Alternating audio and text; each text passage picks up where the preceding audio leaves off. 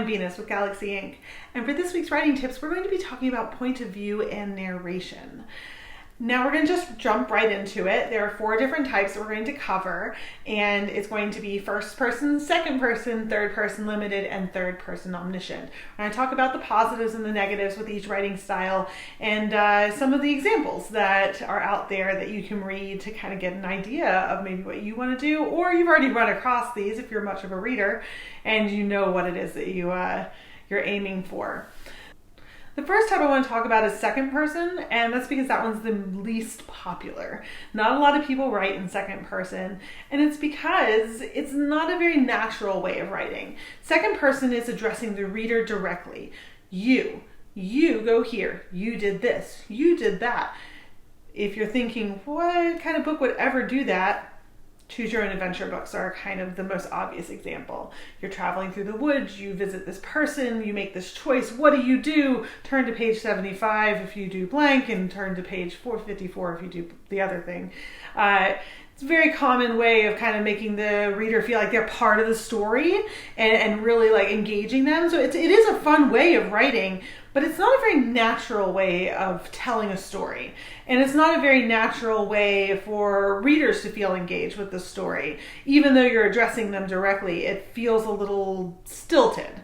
Other books that have done this, though, and people have done it, is Booked by Kwame Alexander. It is a poetry book. I think poetry lends itself really well to second person, and because the author is trying to get the reader engaged more with the story, and maybe if you connect with it in that way, or you feel like this character is you'll get a deeper understanding of it. The Night Circus by Aaron Morgenstern is also another example of an actual book that has been done with a narrative style. I will tell you, it is a very hard style to maintain throughout. It is experimental in a way because a lot of people don't do it, but it does stand out, and that's the positive for it. It stands out, it's something different, engages the reader, and perhaps if you're playing around with it, that might be a style that you're interested in writing in. I do suggest that not be your first book. If you're writing a book for the first time, I wouldn't start with second person. It's very difficult, and I think that it's something you need to really study up on before you start kind of going down that path, unless you're writing a choose your own adventure book. The next point of view is first person. First person is directly inside the character's head, and it's all about I and me and my.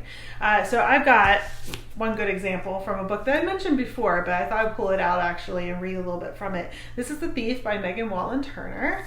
I love this series. But it's all I and me. So it begins with, I didn't know how long I had been in the king's prison. The days were all the same, except that as each one passed, I was dirtier than before. Every morning the light in the cell changed from a wavering orange to the lamp in the sconce outside my door to the dim but even glow of the sun falling into the prison's central courtyard. I think this is a really great example of what first person can do. And it is that you are so in the character's head, you know exactly what they're thinking and what they're feeling, but you're also very limited to only what they're experiencing and only what they're feeling. We don't know what is going on outside this prison because he doesn't know what's going on outside this prison. And so he's telling you his perspective and his thoughts, and that's it. And that's all you're going to get. That can be limiting because it means that you can't say what's happening outside. You can't have viewpoints of other characters. They can't tell you what they're thinking. But at the same time, it gets you so into that other character, the one character's head that you are in, that you kind of get these deep thoughts and feelings and you know, the interesting ways that they describe themselves. As a negative though, and we just discussed it a little bit, is that it is limiting. It's limiting in the way that you describe your character. It is very unnatural to stand in front of a mirror and describe yourself. And when you are writing in first person, it is really hard. You've got to describe your character in a way that feels natural and normal and not them standing in front of a mirror telling everybody what they look like. But readers do want to know a little bit. They want to know kind of what this person looks like. So you've got to kind of walk this fine balance of description and then description that your character will be able to describe. So that's the other limiting thing. If your character was born and raised in a rural Minnesota, they're not going to make similes or metaphors that have to do with big city, New York City. They're not going to say, oh, the mountains were like giant skyscrapers. If they've never been to New York City or even seen a skyscraper, why would they make that reference? So you are limited in how you reference things. It's kind of fun because that also means that you can kind of create the way that your character thinks and the way that they would create metaphors. You can even make your own and have a character that's kind of fun in that way, but it's also limiting. Also, a negative and a positive is that you have an unreliable narrator by nature. You could have a character that tells the truth all the time to themselves and everybody else, but that doesn't make them necessarily a reliable narrator. Your character is describing the events as they understand them. And that's a fun thing to play with because your character, for example, might think that the girl next door is in love with him. But it turns out that she's not at all. That's just totally his perspective, and he's wrong. She doesn't love him. In fact, she just is being nice because she's a nice person, not because she has any kind of love interest. Or that character might think that, same character might go to school and think that this girl is gorgeous and wonderful and beautiful, and that is just his perspective because it turns out she's not really a nice person, but he's let his attraction towards her change his perspective. And so you have this unreliable narrator, and it's a fun way to play around with it. It's also a great way to add in twists because your character doesn't have to give the reader all the information. They don't have to tell everybody everything, even if it's in first person. I know that there are a lot of people out there that I've met who say they don't like first-person books. I've heard it numerous times. And that should not stop you from writing in first person. I don't think that people necessarily hate first person. I think what they hate is bad first person because there is some stuff out there that's not great. Characters describing themselves in mirrors, twists that don't make sense, characters not staying true to themselves, things not being consistent, talking about the metaphors that don't make sense for that particular character, and it just doesn't feel like you're really close to the character in their heads. I like autobiographies, and I like knowing what makes people tick. And so when you're creating a character that's in first person, you need to think of your people, think of it almost like an autobiography, and they're telling you their story. Whether you decide to do it past, present, tense, that's up to you. But keep that in mind that some people really don't like it, but I think it's just because it needs to be done really well. If you're going to do it well. The third one I'm going to talk about, and I think it's the most popular writing style, especially right now, is third person limited. Third person limited is pulling out a little bit. So we got first person, we're in their heads, we pull out a little bit, and now we're in third person, and you tell the story with he said, she said, he went, they went, but you're focused on one character. So if you're thinking about it like a play and you have lots of characters, but one character has the spotlight on them, and that's who the narrator is telling the story about. Of course, the most popular one, and I can't believe this doesn't have a cover. I have no idea where the cover is Harry Potter and the Sorcerer's Stone. It has that type of writing style. I'm actually going to start from chapter 2 because if you recall, the first chapter is from Mr. Dursley's perspective, and I don't want to start there. So we'll just start here, somewhere in chapter 2, where it says, "Yet Harry was still there, asleep at the moment, but not for long. His Aunt Petunia was awake, and it was her shrill voice that made the first noise of the day. 'Up! Get up! Now!' Harry woke up with a start. His aunt rapped on the door again. 'Up!' she screeched. Harry heard her walking toward the kitchen, and then the sound of the frying pan being put on the stove. He rolled onto his back and tried to remember the dream he'd been having. It had been a good one. There had been a flying motorcycle in it. He had a funny feeling he had that same dream before." So this is still very close. If you recall from the thief, still very close perspective. We're still very much in this character's head. We've heard about his dreams. We know what he was doing. You kind of get an idea of how he feels about being interrupted, or his dreams or sleep being interrupted. but we're now out and we're describing Harry this, Aunt Petunia said that. Instead of, if it had been first person, my aunt, I, it still keeps us in the character's head because it's a little bit broader perspective. It also means that we've got a narrator now that isn't the main character. Who is that narrator? We don't quite know. In Harry Potter, it's a very omniscient narrator. You imagine it's somebody, maybe a wizard, who's telling this story, but you're not quite sure who it is. But somebody's telling us the story of Harry.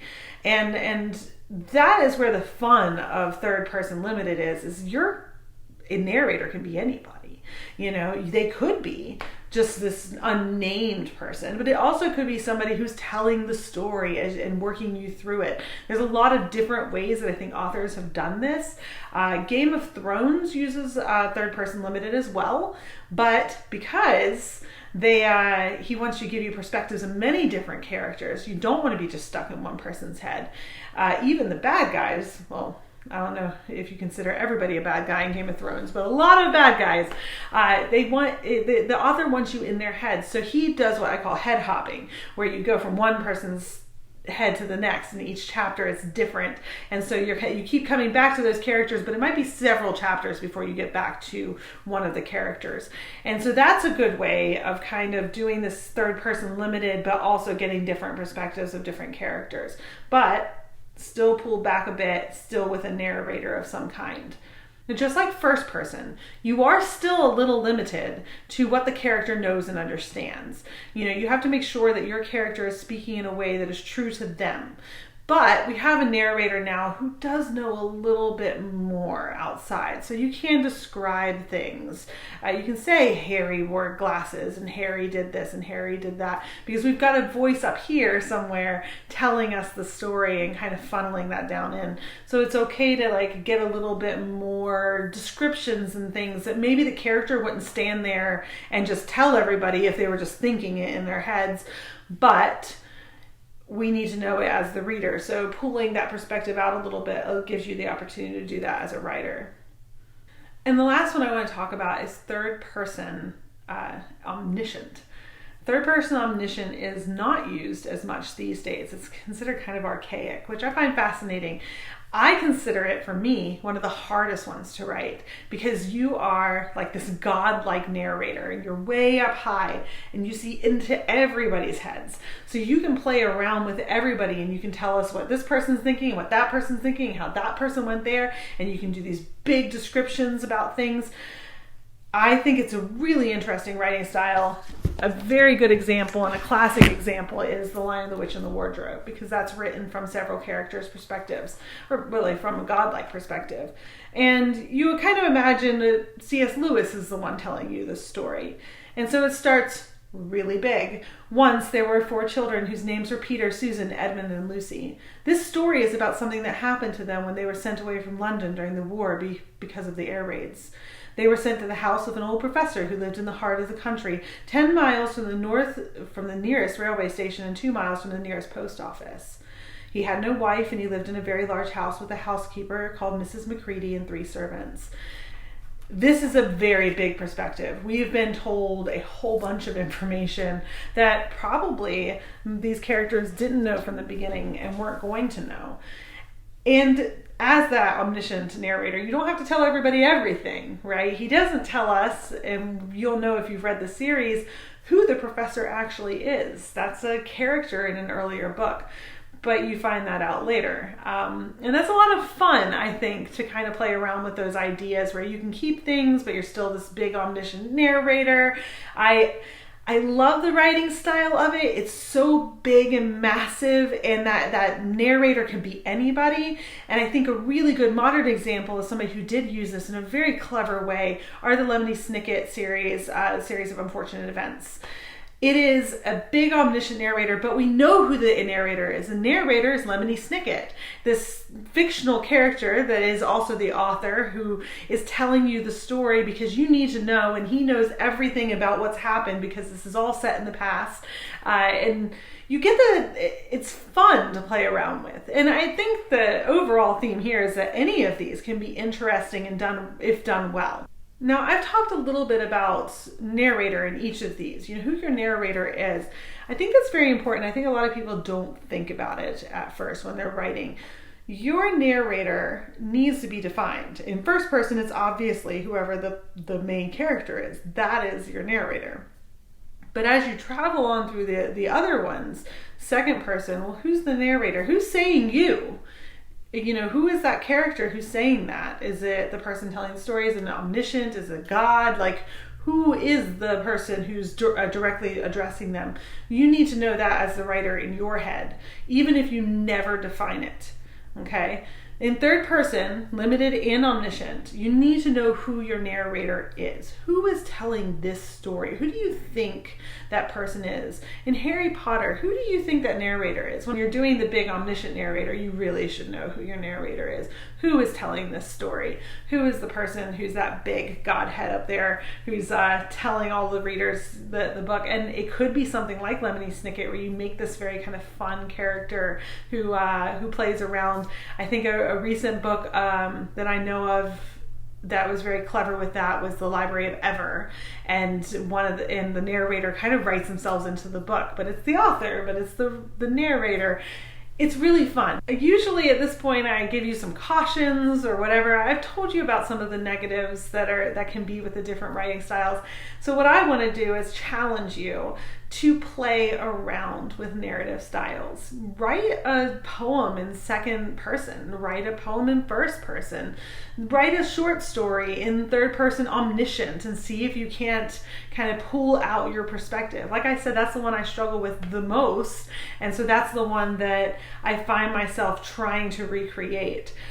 Sometimes I'll pull out some of my favorite books that are written in that style, and I'll see if I can't almost mimic the style, but by creating my own story. That's different ways of writing around and playing with them with point of view. If you've got a character that you're struggling with and you're writing in first person, try pulling out a little bit and writing it in third person limited, or vice versa. If you're having trouble with third person limited, see if you can't go into their heads and write it in first person and see if that helps you feel closer to your character and make it feel more authentic. Don't forget to press like and subscribe to my channel. We post new writing tips almost every Friday. I've been Venus with Galaxy Ink. I hope your writing is out of this world.